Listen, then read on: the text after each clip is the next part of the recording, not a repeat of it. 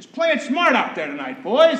Okay, we got Thomas Sowell on tonight, one of the most brilliant economists in the world. YouTube's just itching for a reason to demonetize it, so I want to see a lot of hard work out there, okay? Crying out loud, we know how to bring the laugh. Let's just play it smart. Yeah, come on, stick 'em! Yeah, f*** 'em, come on! Come on now. Now, we need this win tonight. We got a lot of losses. Yeah, we got a lot of losses. Come on. Twitter! Yeah, Urbana, come on. Come on. Let's get out there, guys. It's a rear board. Come on, let's play heads up out there. Man for man, we're better than Or any... Z for Z. Yeah, Come Z. on. Yeah. All right, Z for Z, we're better than any fucking late night show in the world. We Yeah, can't come mind on, you. let's go. Come on, let's get out there. Let's get out there. All right, come on. Line starts. Come on, let's go now. Let's get out there. Come on. We can do it. Yeah, take it. Come on, take it down.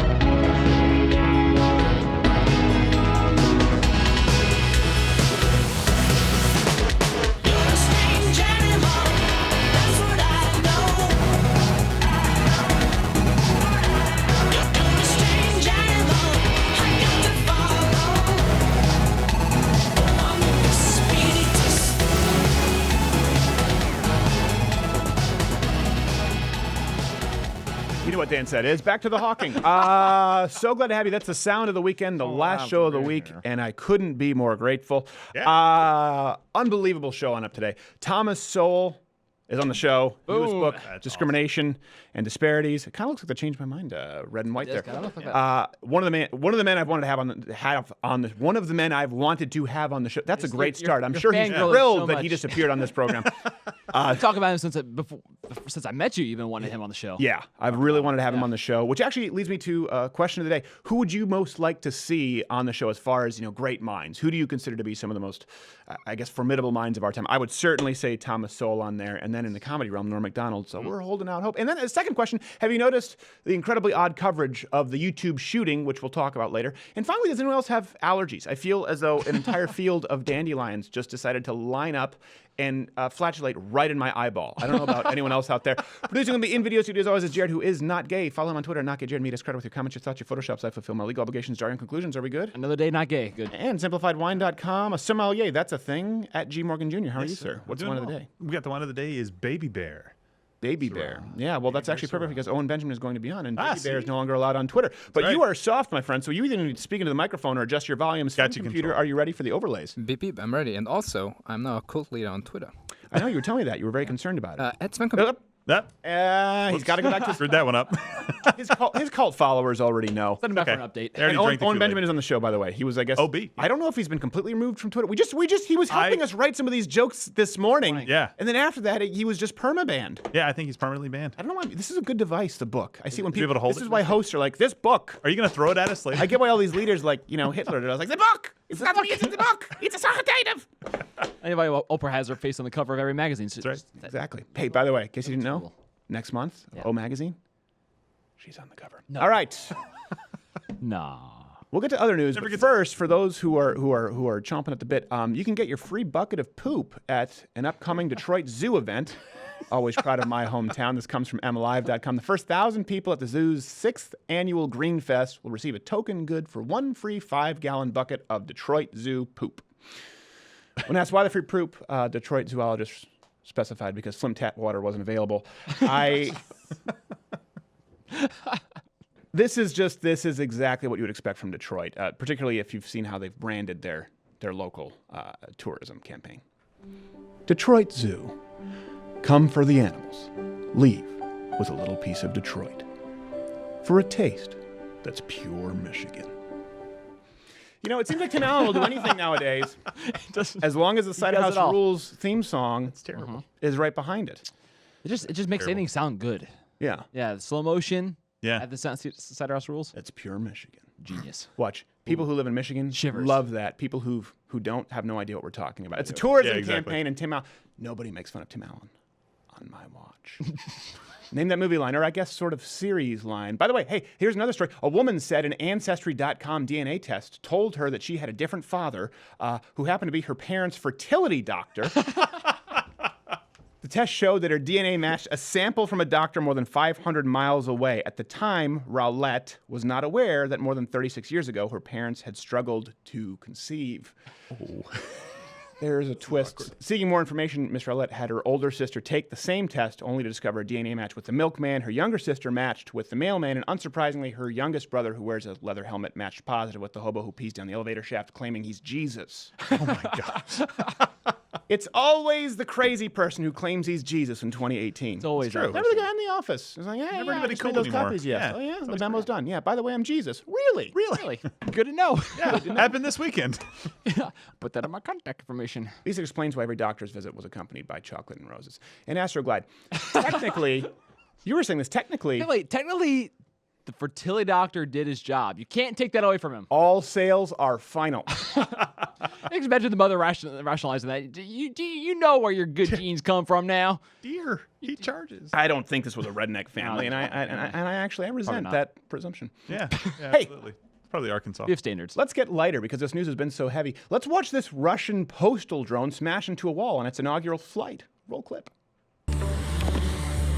There it goes. Beautiful. In Soviet Russia, our mail will be a sight to behold for entire. Oh, crap. Good news is that in Russia, it's a flat rate for next day killing. That's convenient. In an unsurprising turn of events, the drone turned out to be manned by the only Chinese drone pilot in Russia. So I know someone's going to fact check and say they're not pilots if they're manning a drone. Here's the thing: we don't care. No. Some people saying that's racist. Maybe. A Japanese couple apologized for ignoring their work pregnancy timetable by conceiving, quote, before their turn. This comes from the Telegraph. Japanese worker. I don't think we want to break the name because, she deserves her anonymity. true. Yeah. That's the problem she needs to worry about. She's been reprimanded by her boss for selfishly breaking the rules after she became pregnant before it was her turn. The couple formally met with the director to apologize about the pregnancy in person, and they actually did it before that by phone, and we have the exclusive audio of that call. I'm so sorry. Forgiveness, please. Forgiveness? Why forgiveness? I am with a baby. With a baby? Yes, forgiveness. No forgiveness. You have to return. You bring a great shame. Yes, I bring a great shame. How you get with have a baby? With a husband. So sorry, forgiveness. You make a love to husband? Yes, forgiveness. No forgiveness. Even more shame. You make love many times? Yes, many times. Forgiveness. No forgiveness. You make a fun with have sex? What? You make a doggy? Oh, boom boom. Please, you make me uncomfortable. Forgiveness. No, you know, baby. You know, doggy. You seppuku. No, seppuku. You. For all the shame. I leave office window open. We often get people asking us, you get these exclusive calls, but why don't they speak in their native tongue? It's always in English. Sure, it's English. I We don't know. say it's just as vexing to us. Yeah. By the way, We keep in ask mind, ourselves the same thing. Mr. Titus said they have all the same freedoms of Japan, so Yes, they do. don't let this story misguide you. We'll talk about the YouTube shooting and just some overall startling statistics that are ignored by the media. People should go and watch the John Lott interview yesterday. But a great example is this idea that controlling guns will reduce suicides. Japan has, I think, some of the strictest gun control in the world, the highest suicide rate in the industrialized world, I believe. Yeah. That's because they have to have babies in turn. Yeah, and someone else once told me that if you were to judge Quebec separately as its own country as opposed to a province, that it would have number 2. I haven't been able to find sources on that. If someone can send that to me at S. Crowder, I've heard it. I cannot substantiate it, but I've heard that multiple times. Isn't Switzerland as well? Like really high? I've never heard of that. I thought it was. Sven, computer, do you know if that's true or not? They're pretty Only close know to that home. we can't annex them. Beep, beep. Always thinking about the next war. Speaking of annexing, said the rest of the world, it's time for this week's Eye on India segment.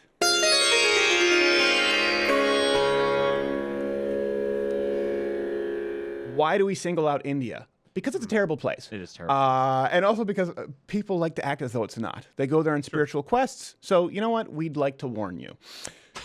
This is why. We have so many stories from India. Every time we do it, we're global. We're globalists when it comes to news. According to an Indian professor. Did you guys read this article? Yeah. This is great. And a doctor, from what I hear. Women who wear jeans give birth to transgenders and autistic children. From India Today. Rajith Kumar, a botany lecturer, so he's staying in his lane. Yes. At Kaladi's Sri Sankara College said on television, a woman who dresses up like a man A woman who dresses up like a man, what will the character of the child she gives birth to be? These children are called transgenders or nepolcongomsacumsihidra. Someone's going to pronounce that Yeah, correctly. exactly. Yeah. He also later added that, and women who wear miniskirts should call me. It's science. Very self-serving. Toll free. And what's funny is he was adamant about his opinion. We have from the same article. Speaking on a TV show recently, he defended his remarks, doubling down, saying they were based, quote, on science and years of experience. Which, in his defense, we believe stems from the recently published double-blind, placebo-controlled Wranglers Make Retards study. Oh. You can search that one on PubMed. So might have Levi's are still in question. We don't know. Yes. We don't know yet. Faded Glory. Low rise, the jury is still out. if anybody asks us, man, why are you picking on India? That story right there. That's exactly why. You're making it too easy, India. He's on television. Although they probably look at our country with this next story and say, you're no better. To you, I say, okay, you got a point. Because Robert De Niro says that there's no use in reaching across the aisle at all to Trump supporters. Oh. In a recent interview, he said, the people that I care about are those young people who demonstrated. They're the future. They know. They say we'll remember in November. They're the ones who feel the way we do, not the way the gun lovers and the NRA do with all that idiocy to the point of absurdity. He then said, we're at a point with all of us where this is beyond trying to see another person's point of view. There are ways you can talk about that, but we're at a point where the things that are happening in our country are so bad, and it comes from Trump. He went on citing examples, blaming Trump, of course, for a lackluster economy, political divisiveness, as well as Rocky and Bullwinkle, Stardust, Analyze That, Hide and Seek, The Family, Grudge Match, The Intern, The Big Wedding, Dirty Grandpa, Meet the Fockers, Little Fockers, his entire post-2006 catalog, aside from Silver Linings Playbook and Alimony/Child Support to 2 ex-wives. You're a bad president.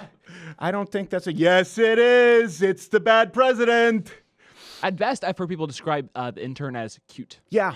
Which is the last raving review any director wants to hear. Also the first time Anne Hathaway has been associated with anything called cute. Yeah. How'd you feel about the Godfather? It was cute. It was cute, yeah. Great. It was cute. encouraging. Thanks. That's what we were going for. Personality. Yes. All right, speaking of which, we have to move on to our dive inside the YouTube shooting. It's odd, isn't it, that we haven't been talking about her at all? Not talking, No. it's Not at all. It disappeared. quiet. Yeah. It was as quickly as it came, it went. Kaiser Soze, it's just gone. Like a fart in the wind. So by everything design. everything we know, like the pollen in my eyes, I don't know if I watch. People are going to say, he's on coke. I like Coke. A little bit. Yeah. To fix the dandelions. Everything, yes, to fix a cope dandelion. with it. That's everyone knows. It's the antidote. They had to cope with You find the dandelions. antidotes in the most surprising places, like snake venom needs just a different kind of snake venom. Pollen, cocaine. A little heroin will do. Plant, it's another plant. It's natural, right? That's the thing I always say. People are like, it's natural, man. Well, so is cocaine. So is is hemlock. mercury. Natural stuff that's Cocaine bad for is you. natural. I don't fool around with anything synthetic. Just cocaine for this cowboy. None of that methamphetamine. I don't know where that's been. Pure coke. Everything we know about her. Okay. Nissam Agdam 30. Agdam, am I pronouncing that correctly there, Sven Computer? Is that the pronunciation? I think so, yeah. These are my Oh, there we go. Yeah, it's great. I feel great that I go to you for my information yeah. and make sure that I'm correct. I think so. I'm not really sure. My mind was somewhere else. I was thinking about how we screwed up. Throughout history, we really haven't gotten it right. Replace him with a Google Home. Yes. Nice upgrade. She's a little more Alexa, wipe our history. 39 years old, Iranian heritage, PETA activist, vegan. She wounded 3, shot herself. As we call it, a happy ending. So, well, happy. She shot herself. So, I know. and also, by the way, forensic scientists believe the damage could have been much worse had she had any B12 in her body, or if she were a man. Women aren't even good mass shooters. So here's. They can't even mass shoot as well. You haven't, and by the way, for everyone wondering what happened here, there's a lot of evidence, strong evidence that this shooter had a problem with mental illness. Don't believe me? Here's tail of the tape. Oh no, the boss is yet to come.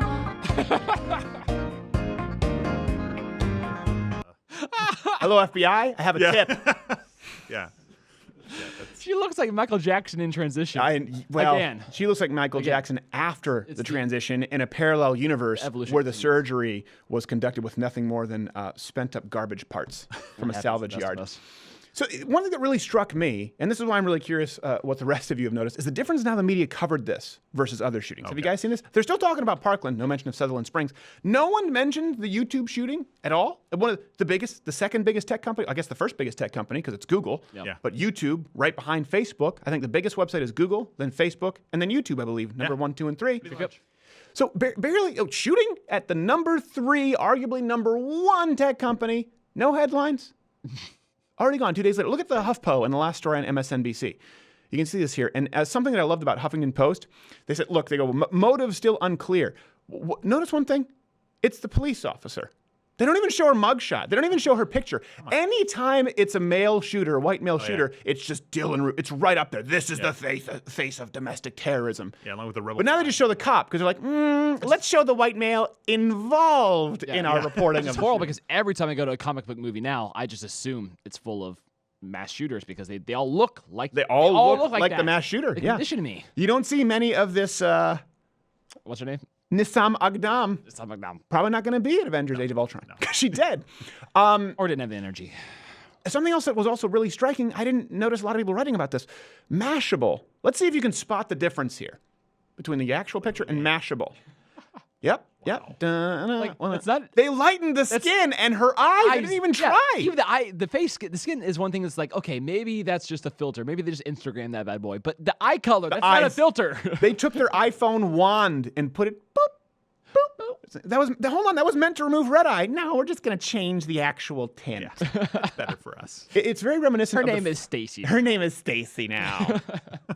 And she transitioned to Stefan.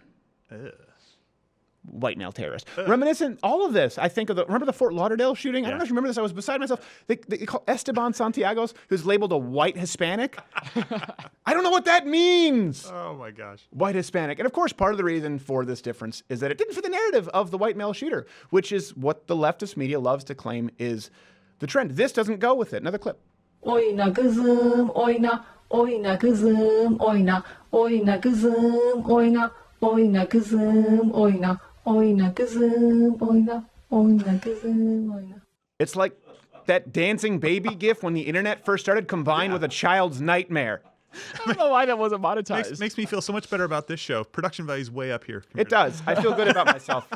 You said you had something you wanted to say on this. Well, this happened in California. I mean, correct me if I'm wrong, but strong gun law? Pretty strict gun laws there in California. It didn't seem also, by the way, YouTube, Google, not a hotbed for gun culture. Which is also just even more damning because you sent a woman into a virtually gun-free state and she still couldn't come up with any victories. Well, hold on a second. She did injure 3 people. Yes. Injure 3 people. Yes, which you don't want to make light of that. But she shot herself. But she shot herself.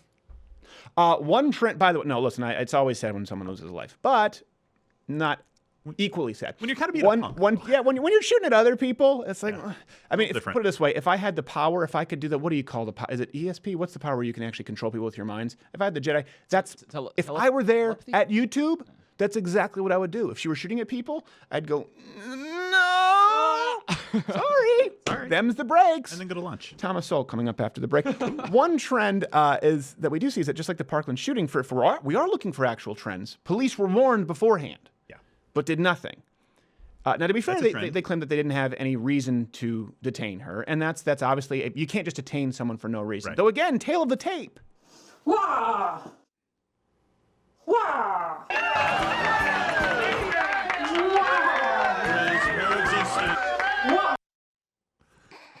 Yeah. I mean, what does it take for you to show up at their house and bring them to the quiet room with the white jacket and the arms crossed? Somebody get her an intern or something. And for crying out loud, the standards have become so stringent. And a long time ago, you said the fridge was talking to you. They put you in a pool and gave you electroshock therapy. This broad's uploading like it's her job.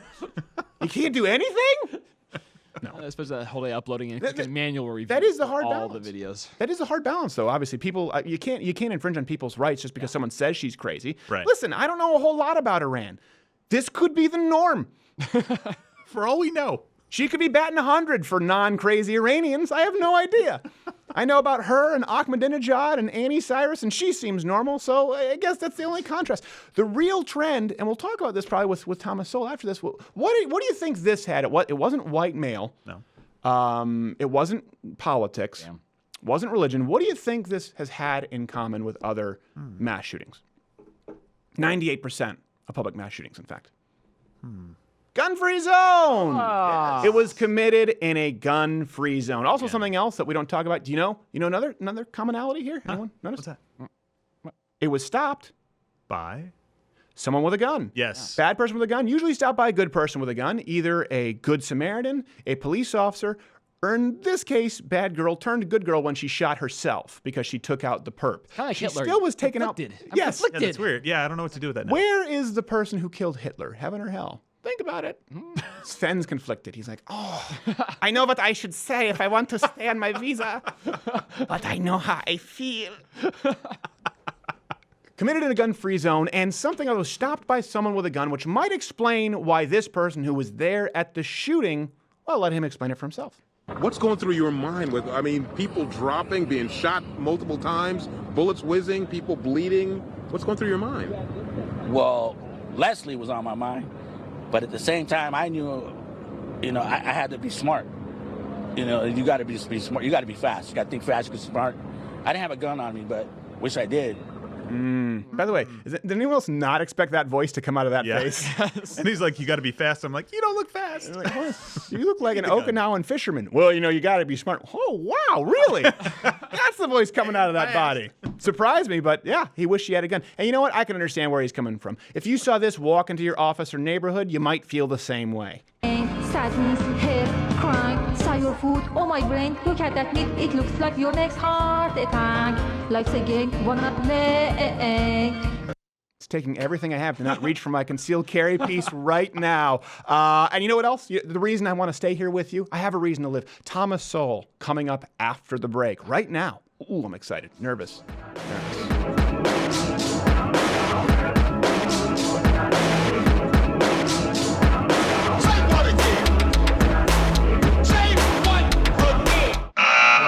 Bring some laughs out there. Better photoshops. Punchline. Ice packs. Night tonight. Good guess, big for that. Man, the water. Good guess, maybe. More teamwork. Better sketches. Oh, that's my week, oh, yes. Tabarnak! Oh, see, they're burying us alive, man. Man, I can't even believe about, Mother of God. Here's a take an ice pack. We're losing! They're burying us alive! YouTube trending list? Oh, piss on YouTube trending list! Susan Wojcicki? Oh, piss on Susan Wojcicki! You're blowing it, boys! Every viewer in alternative YouTube is out there tonight with money in their pockets looking to join Mug Club. And they're looking for talent, for winners. All my years of Mug Club publicity, all the tranny banes and midget sanders and waterboarding for nothing.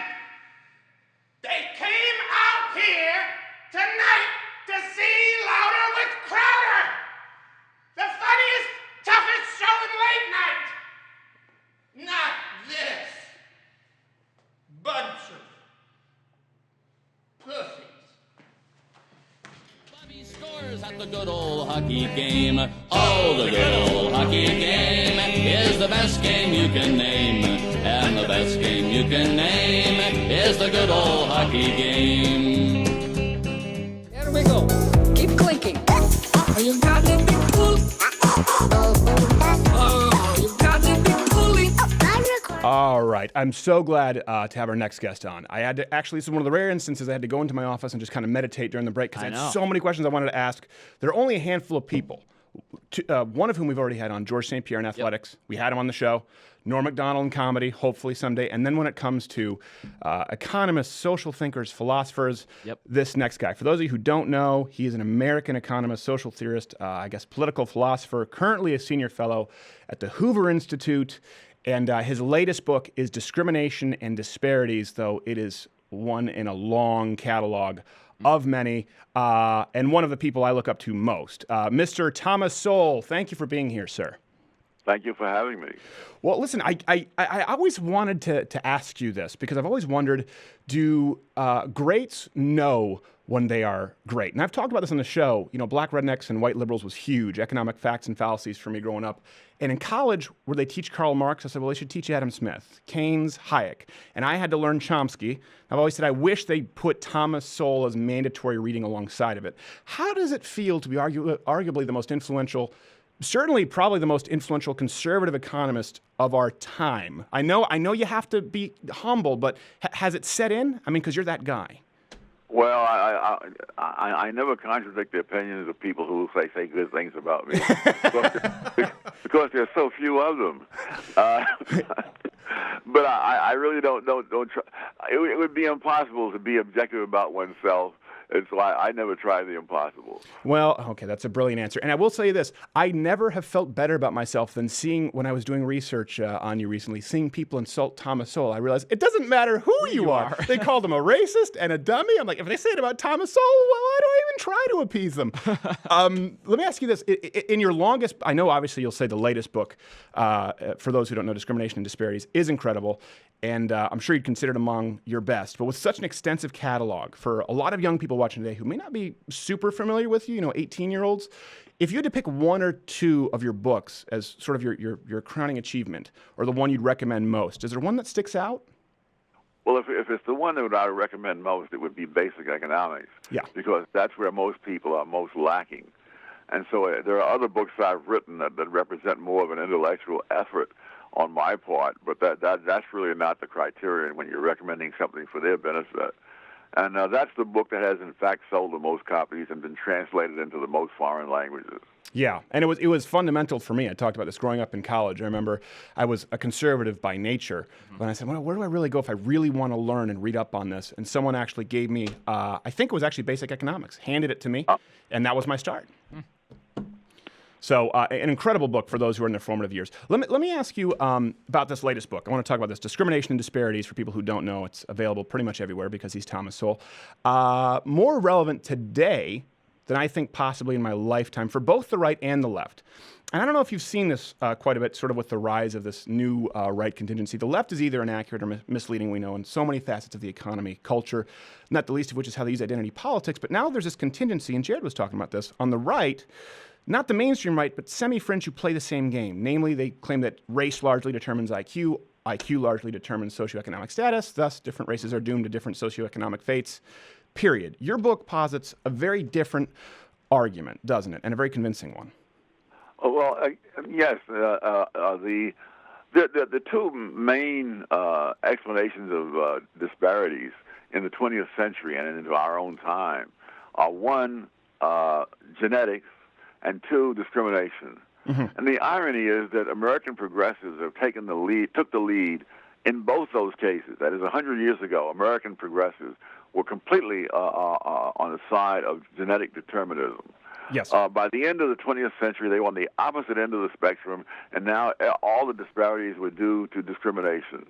And it's sad because there's a tendency for intellectuals to go for one-factor explanations.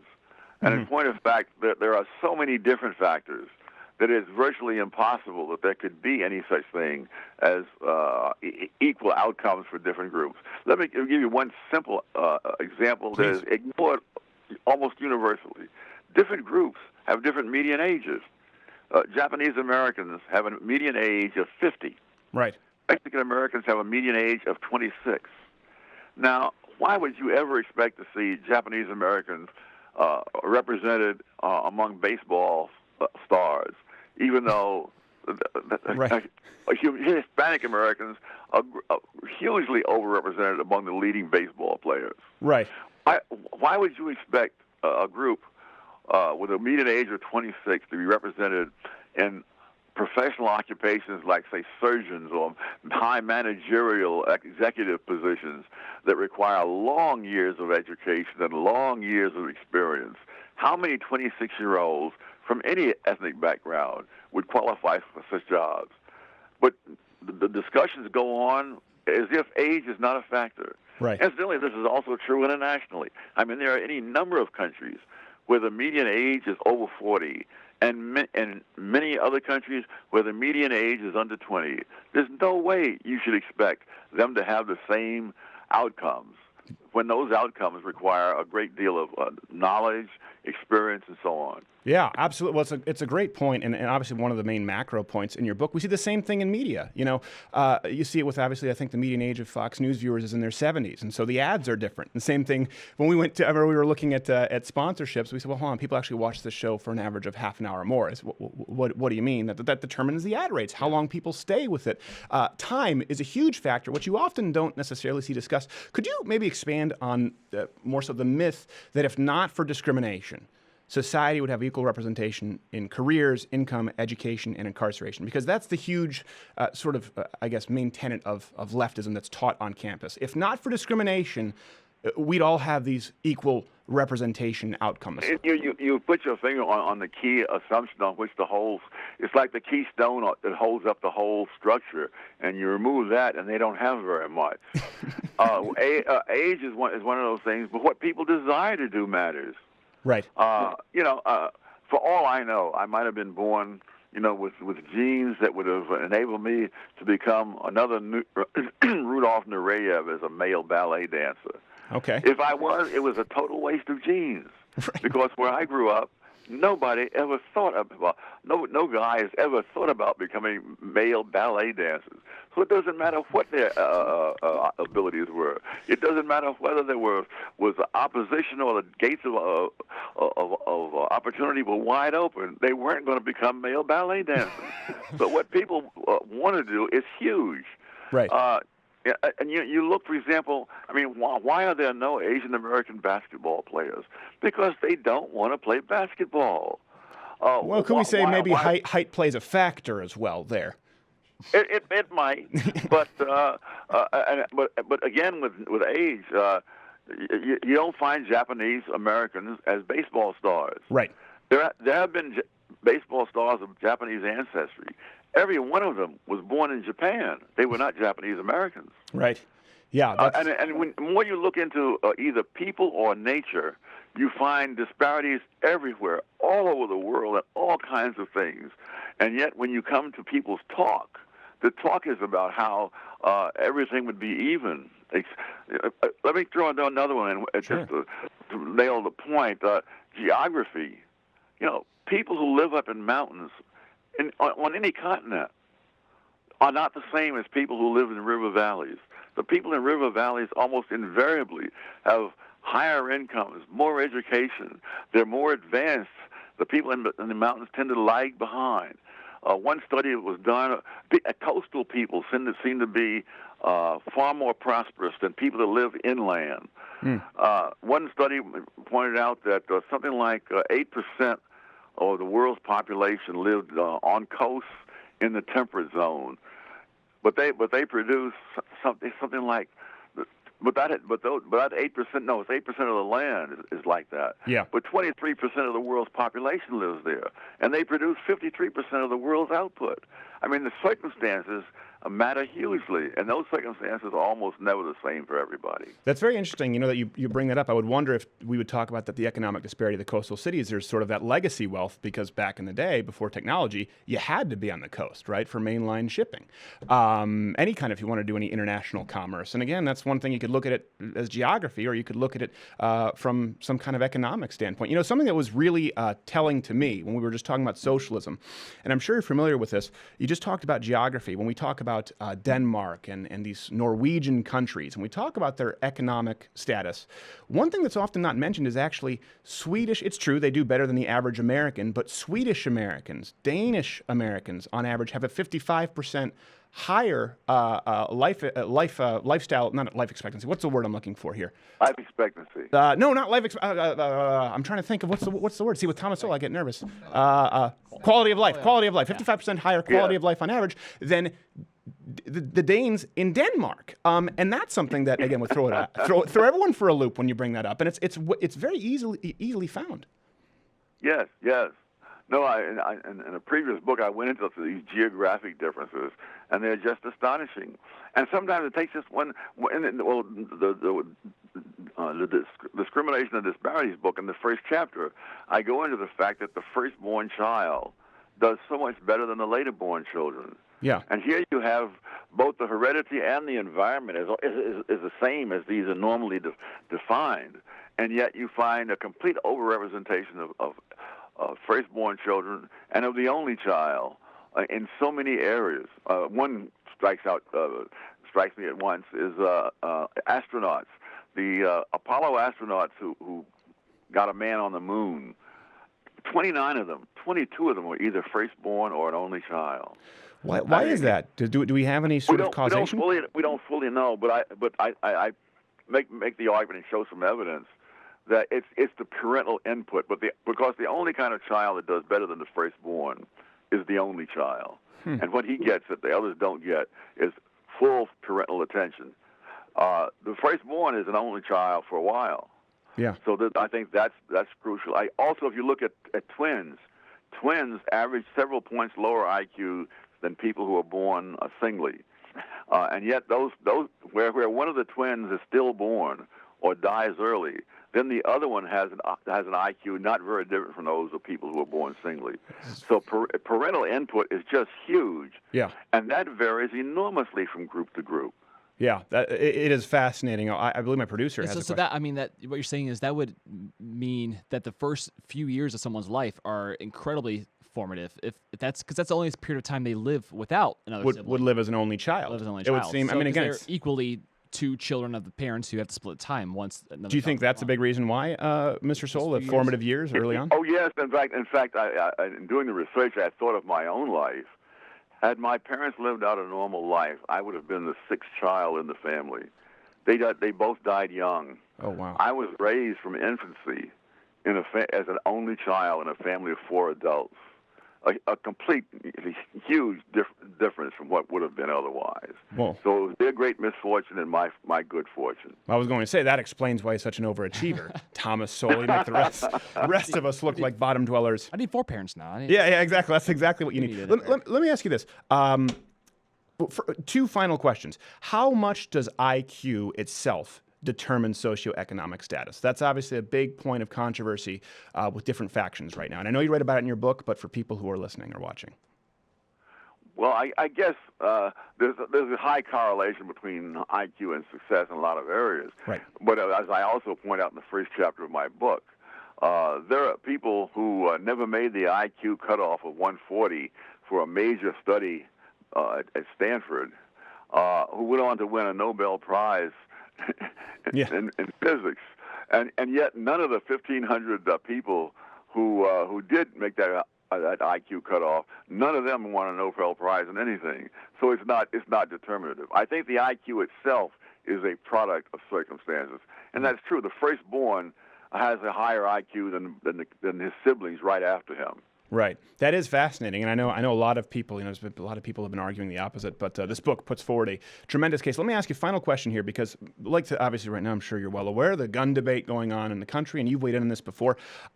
At what point do we say, okay, here is a clear-cut case where, correlation to causation here? We can look at this graph and determine it. One to me that stands out, we've been talking about this quite a bit with the gun debate, 98% of public mass shootings occur in gun-free zones. Seems to me that's pretty cut and dry, one that's never talked about. In your opinion, when does it cross that barrier where, okay, we can definitively say this is the reason? Well, I think for gun control people, it will never cross that barrier because they will never discuss it in those terms.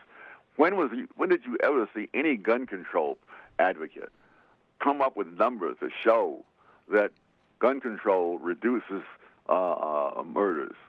There's a huge volume of evidence out there. Think of it. There are 50 states, each having all kinds of different gun laws.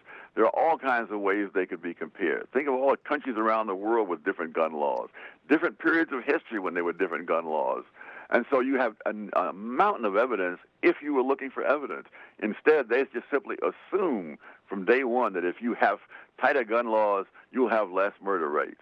And there's tons of empirical evidence pointing just in the opposite direction.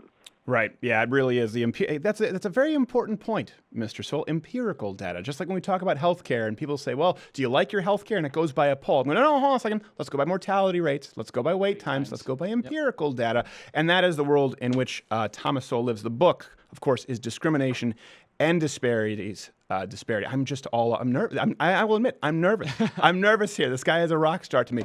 Mr. Sowell, I thank you so much for being on the show and look forward to anything you put out. I can't thank you enough. Thank you for having me.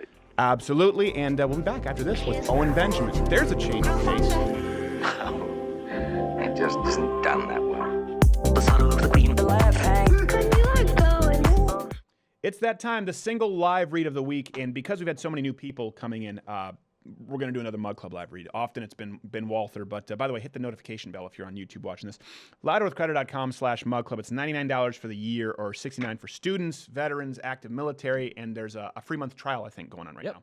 A lot of people say, well, what is it exactly? Well, what it is it's what allows us to continue doing the free content on YouTube and on SoundCloud and iTunes. It's what allows us to do it. It's getting free clips up every day. It's what keeps everyone employed here, the 15 people across the website and YouTube, because YouTube ain't paying us nothing. But also you get the daily show every day. What you see is a clip, but what you see on Thursday, we do that every Monday through Thursday. And Not Gay Jared's show, Morning Grinders. It's true. And Gavin McGinnis is there. Phil Robertson is there. Mark Levin is there. Roaming Millennial is there. I don't know. There are a bunch of people. So you get your money's worth. And we do this because we don't want to have our hands out with the cup saying, "Hey, just yeah, exactly. fill our cup." Or say, "Hey, we were going to give you something." Exactly. Yeah. Either the show, watching the show every day is worth it, and all those other people, or it's not. We don't do the Patreon thing. We really do want to keep this.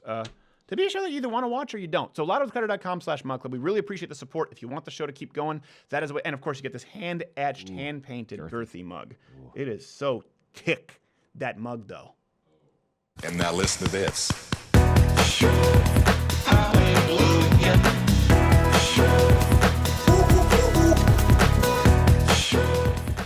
There's a little change of pace from Thomas Sowell. What an accomplishment. Wow, I'm really glad to have spoken with him. And this is a last-minute booking. We were originally going to have Dinesh D'Souza. We'll just quit while we're ahead. No, instead we decided let's just crap the bed. Yes. And bring on somebody who leaves a wake of controversy wherever he may go. I was going to plug his Twitter, but I don't know what's going on. He's not on the Twitter, and I know he's suspended or something. I don't know what's going on YouTube. So we had Dinesh D'Souza, since he's obviously a good friend of the show, and we spoke with him this morning because he helps write for this show on occasion. Yep. All this happened between this morning and now. HugePianist.com, pianist.com is a special, and he has Owen Benjamin. What's your Patreon again? Patreon/WDTL for Why Didn't They Laugh? WDTL. Speaking of not laughing, it seems like Twitter and YouTube are not having a guffaw now. Please explain. Dude, they had overnight, they took out Owen Benjamin, and then I had a backup one called Owen Benjamin that I had on, on the back burner in case they took me out, and they took that out too. And then they made it. Well, hold on a second. I mean, take out. Are you suspended or are you banned? Suspended permanently, I believe, because everybody. I saw a little widget pop up that said, "Donald Trump Jr. no longer follows you," and then I realized that they blocked everyone who followed me and unfollowed everybody, and then suspended me. Huh? I've never even heard of that. That's insane. Yeah, it's really. I think it was something that happened in upper management, because it was, I think they got, because I don't even know how they knew about Owen Benjamin. I don't think it's that hard to figure out. I don't think you didn't tactfully like a trail of breadcrumbs. Like, they'll never find me, see? It's pretty easy to Hansel and Gretel to Owen Benjamin. And if you didn't tell them, all the unbearables who follow it did immediately. Yeah. So Yeah. They'd be like, meet him at Owen Benjamin, and they're like, ha, no more Benjamin. Like, well, that was easy. Now let's go have lunch. So what happened? Why were you? And you've lost your live streaming on YouTube. So you still have YouTube, but it's just a strike. So that's good. People should know that you're not banned from YouTube. Right. Hopefully we'll talk about that sometime off air and see what we can do. But sometimes if it's a community guideline, it's like, no one knows what their policies are. Well, what was it? What was the violation here? It was about David Hogg. Oh no! I said a comment about how he doesn't have pubes yet, so he can't tell a grown man how to whether or not I can own a gun, and so that just went wild. Yeah. I've never seen anything go like that. It was like pubes. In retrospect, would you not reply the 17-year-old with the pubes comment? Do you think? Like, if you went back, you're like, maybe yeah, I mean, looking Gray. back, I can see an Achilles heel to it. For sure. in my mind, like I do tree work for a living. Like I actually was in this cold today. So I'm around men that talk like that, where they're like, "Oh, someone without any pubes doesn't get to tell me where I eat dinner." You know, like that's just it has nothing to do with him being a. It just got so like twisted, and I'm like, no, obviously you know what I mean. Right. And then it just kept going, and I realized that kid, it's like all the flack comes from any criticism of that kid, because when the YouTube thing happened, the shooting, I said, don't worry, David Hogg is rollerblading over to save the day. And that's what started a lot of like firing at me. I saw the blue check marks get released and all the bots start coming out, and I was bracing myself because I've been through this before, like with the trans kid thing, or when I called Justin Trudeau a few racial slurs.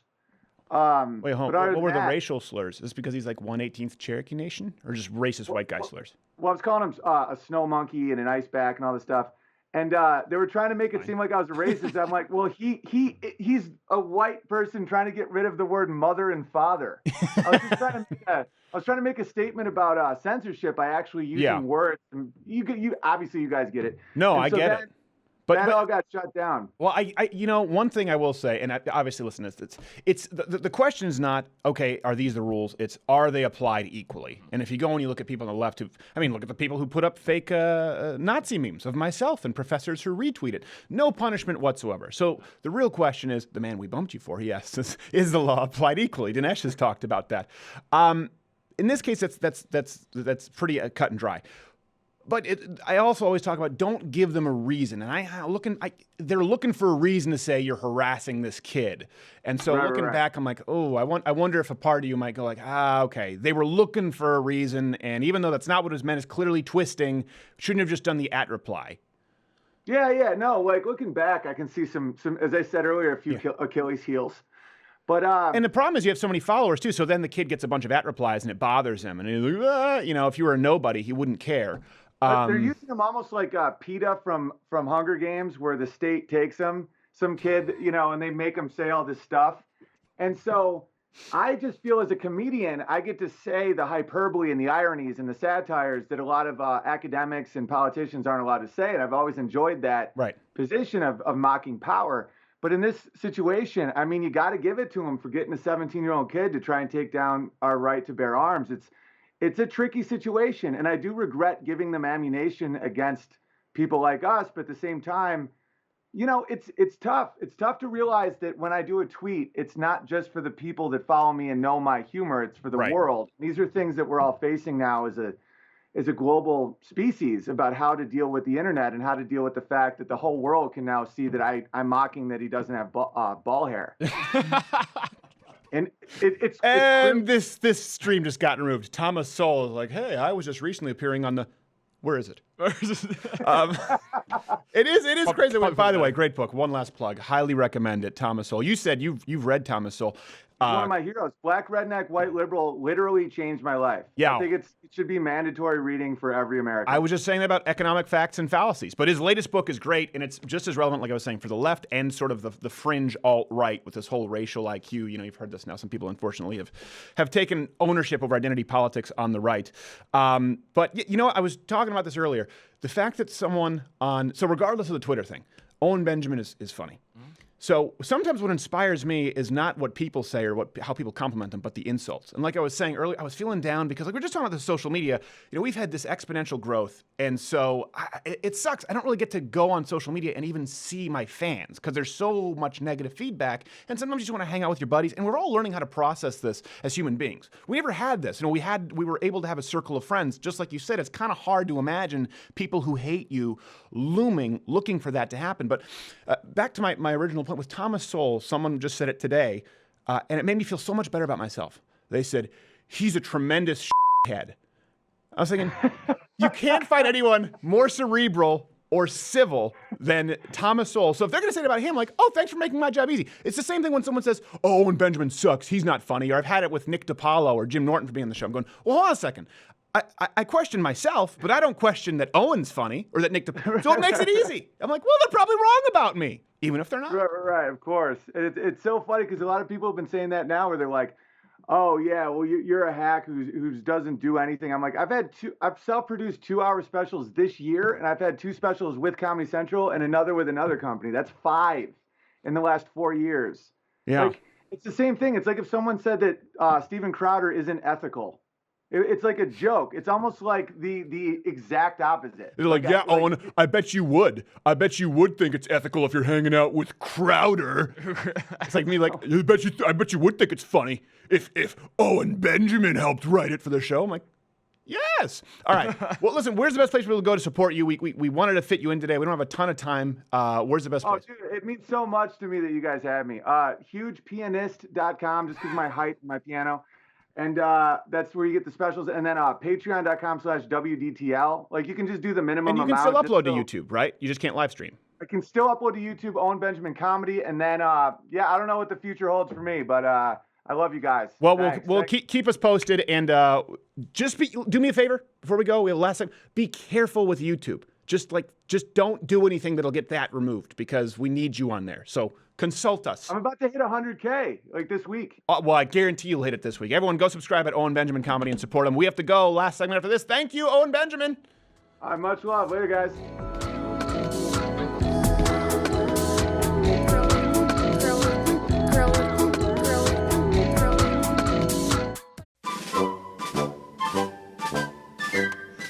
All right, now time to call this double secret patriarchy meeting to order.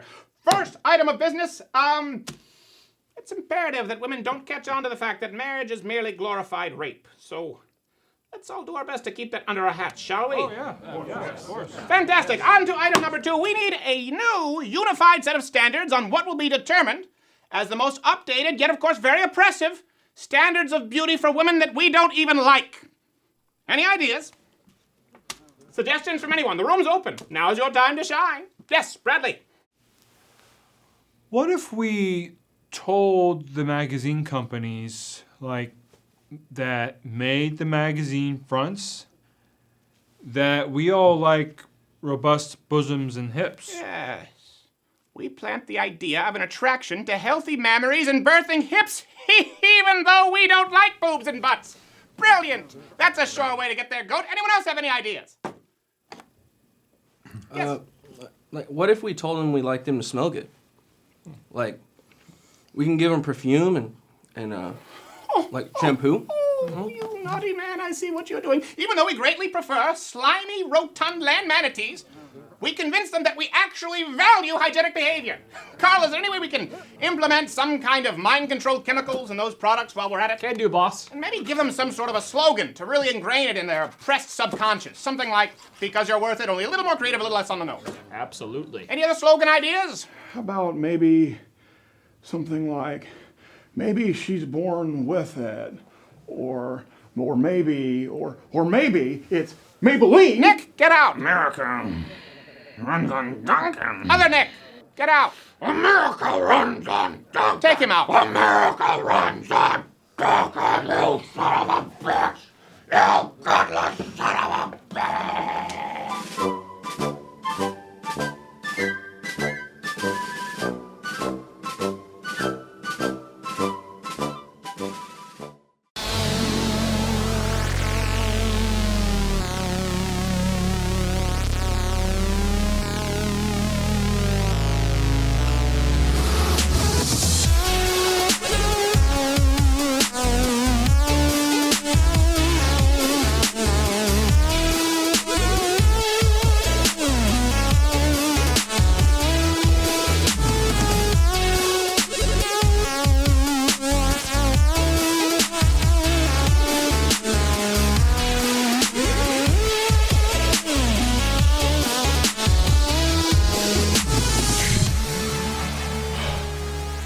Dr. Soul.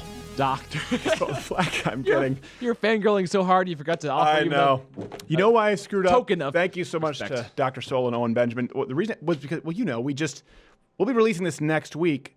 The dean of UTA, oh dear, I've said too much, is a doctor, and was like, please don't refer to me as doctor, refer to me by my first name. Yeah. So the last thing in my head, because sometimes I got to think about that. They don't want to be pretentious, and doesn't say doctor in his book, just says Thomas Soul.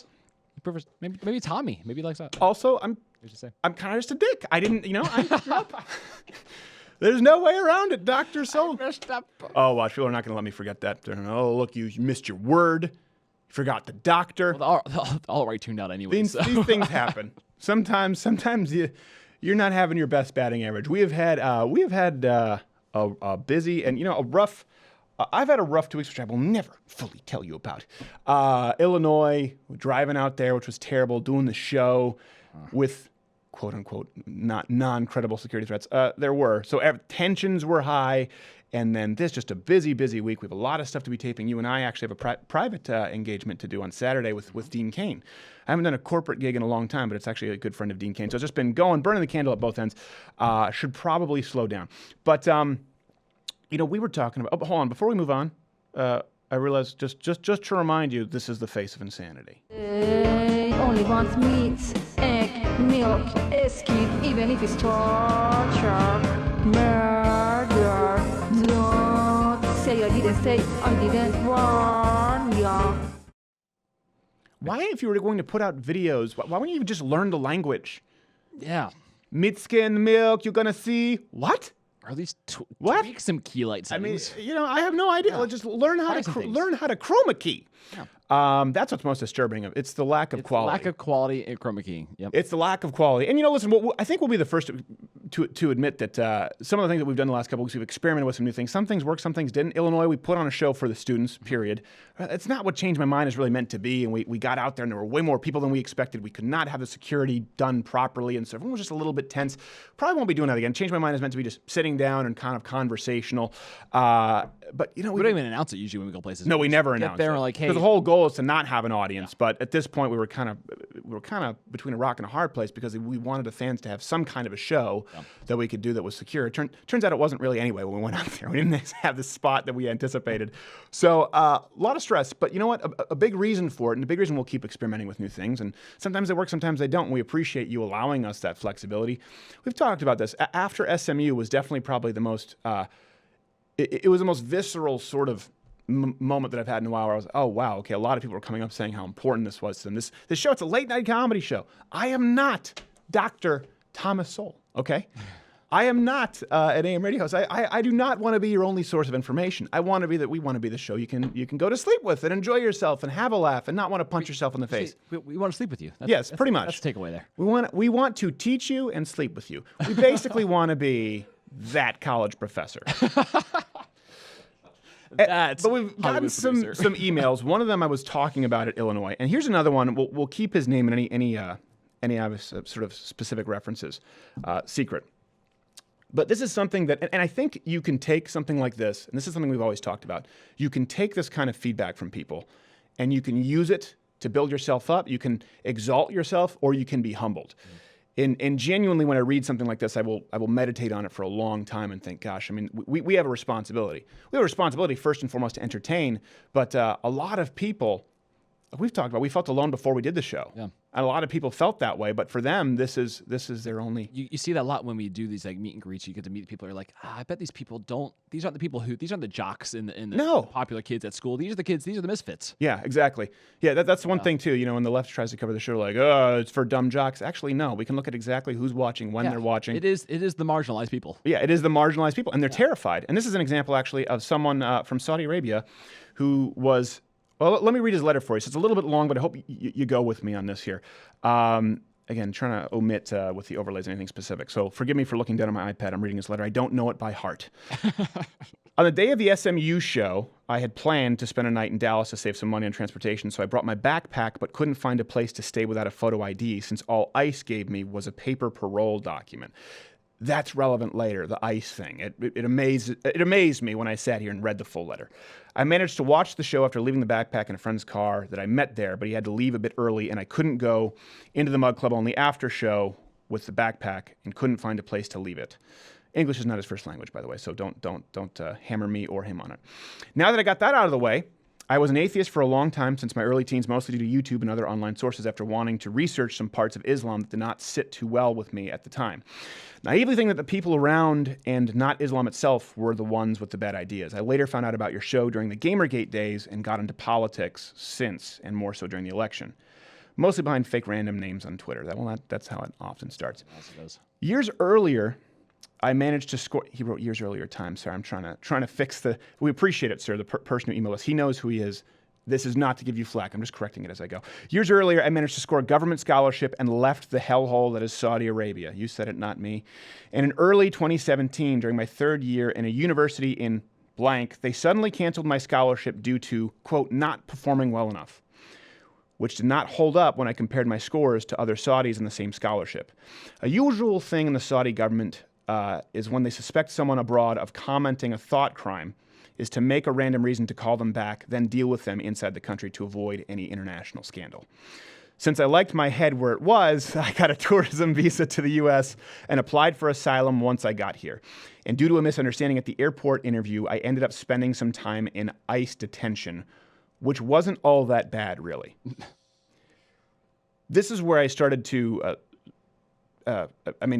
I can't even necessarily put it into words, which wasn't all that bad, really. Can you picture any American talking about those kinds of conditions in ICE detention center, which wasn't all that bad, really? And I went on to describe it. He said, the food was very good some days even.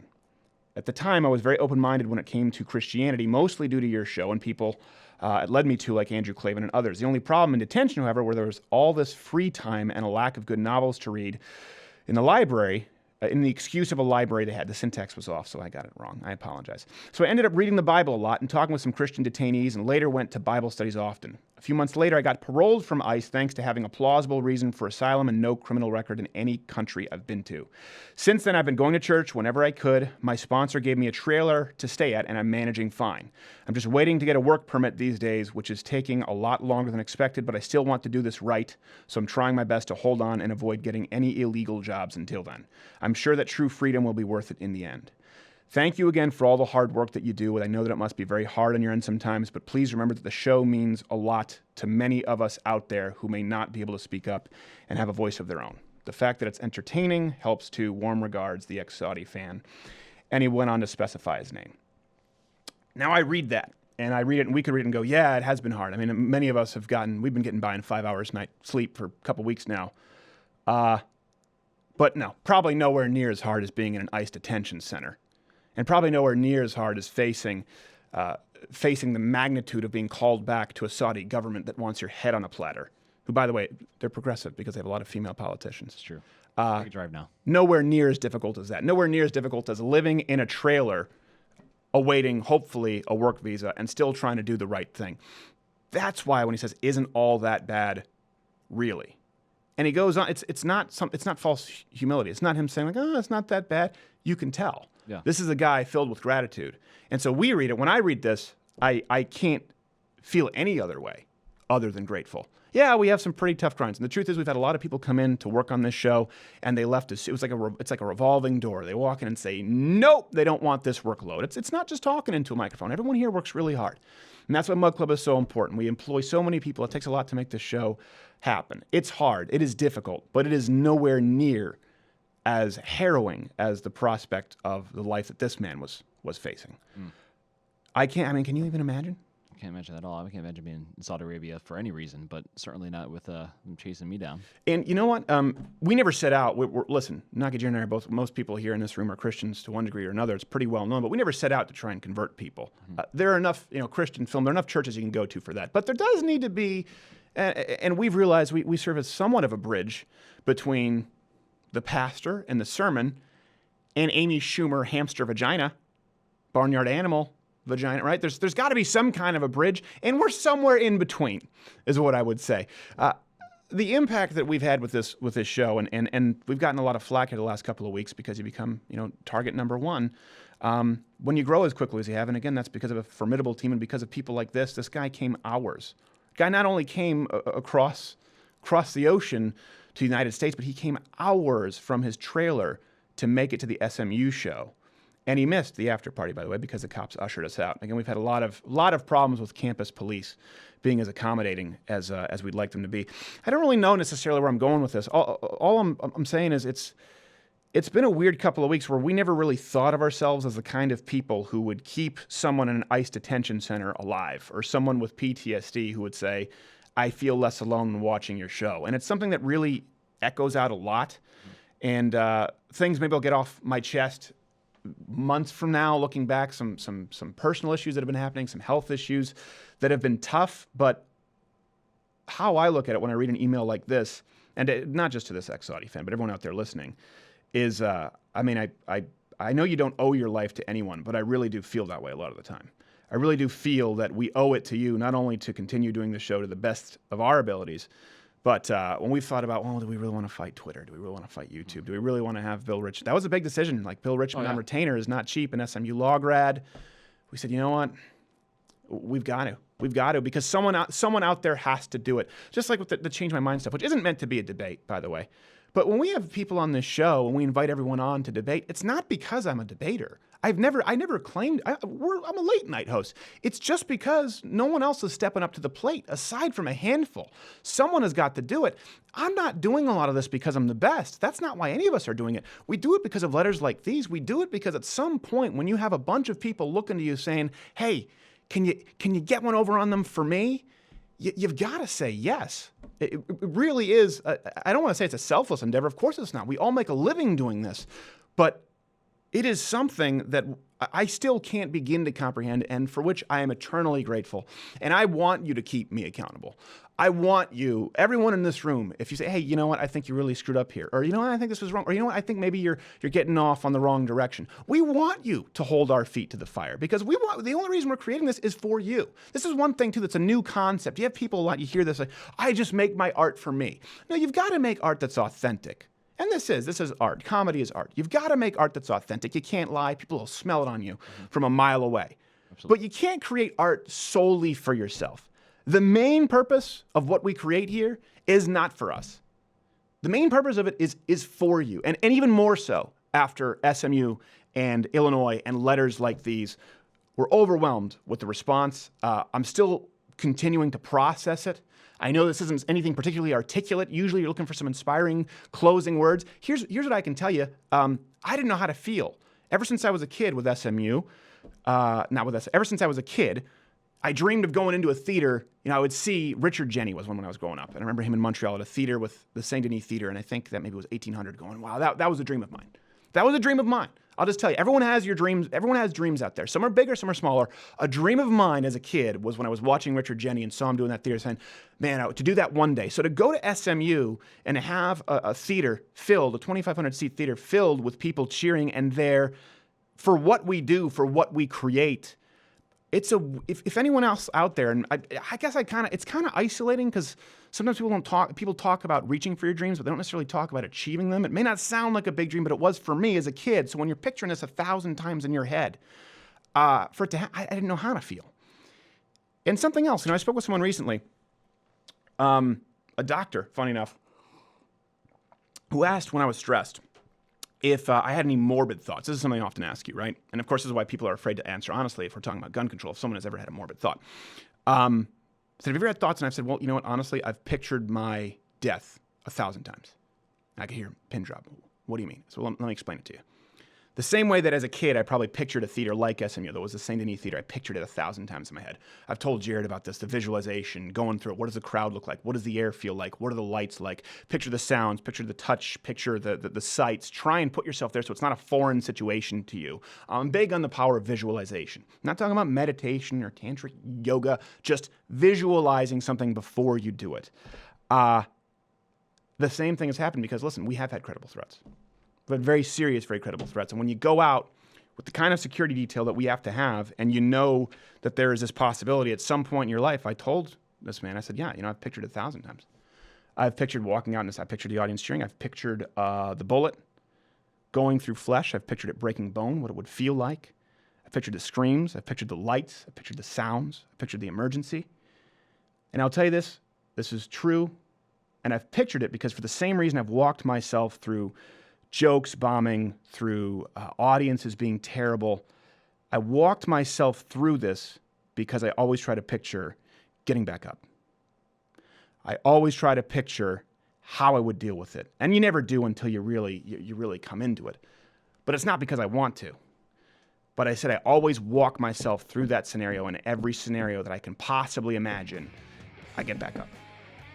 And that reason is, I wouldn't if there weren't people there who cared.